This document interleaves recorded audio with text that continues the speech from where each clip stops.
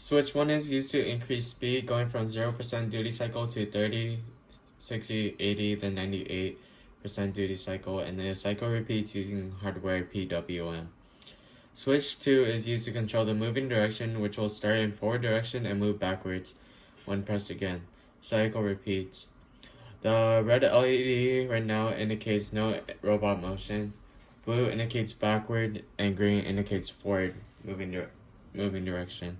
Right now, if we try to change the direction, nothing works. It stays as red, which indicates no robot motion. So now we'll test switch 1, and the car will be moving forward at 30% duty cycle and increase the speed until it turns off. And then right now it's staying as no robot motion.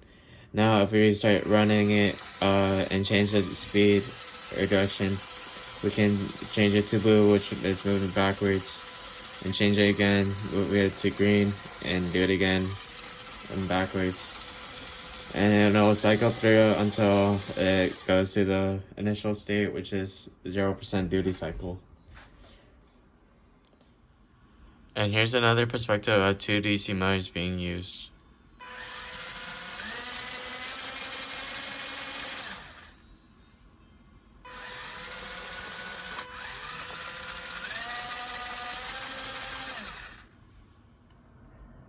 I will briefly explain my code that I have right here. I included some files into my main file. We use a 50 megahertz clock and initialize the sysdiv2 value to 7, which creates a 50 megahertz clock. Back in our main file, we initialize some variables. So we declared our period and 5 different duty cycles. So it goes from 0 to 30%, 60%, 80%, and 98%. Define some LED colors, and then included some interrupt functions defined in startup.s, some shared variables that we use throughout the code, and include the prototypes. And we call the functions in the main right here, and initialize the duty A and duty B values to be at 0% duty cycle. So for the first function that we have, switch init, this initializes the port F and arms PF4, PF0 for falling edge interrupts. This allows the switch 1 and switch 2 to work. We have LED in it. This initializes port F and arms PF3 to PF1 for LEDs. So the colors that we have initialized in here are red, green, and blue. Next function is delay void. This allows the debounce for switch by adding delay after each button press. This prevents from the switches acting like multiple button presses. Next we have void PWM0A init and void PWM0A duty. These are outputting on port PB6, and PWM0B init and PWM0B duty outputs on PB7.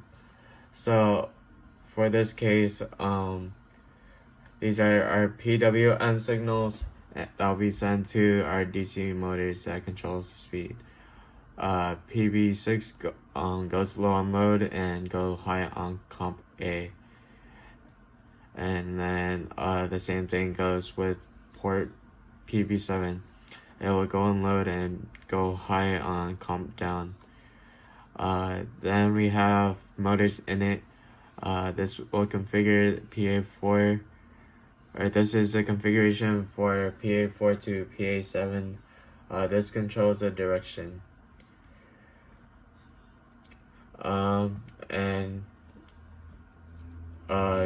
If we declare each bit to 0, 1, it'll go in one direction, and if we declare the bits to 1, 0, which is the inverse, it will go in the reverse direction.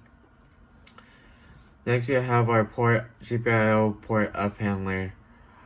So I'll quickly go over this. So a switch to is pressed, and if variable duty is not equals to 0% duty cycle, I'll clear the bits for LED and change the direction I'll receive the condition to determine the direction state. So since the button is pressed, I will receive either a value of 1 or 2. If the direction mod 2 is set to 0, it'll be going forward, so the LED will be green. If the direction mod 2 is equals to 1, would go backward, and the LED would be set to blue. And here the direction is declared in these if statements, so that the condition still stays when the speed is still being increased. So direction here is green, and here's blue, and this is the initial state.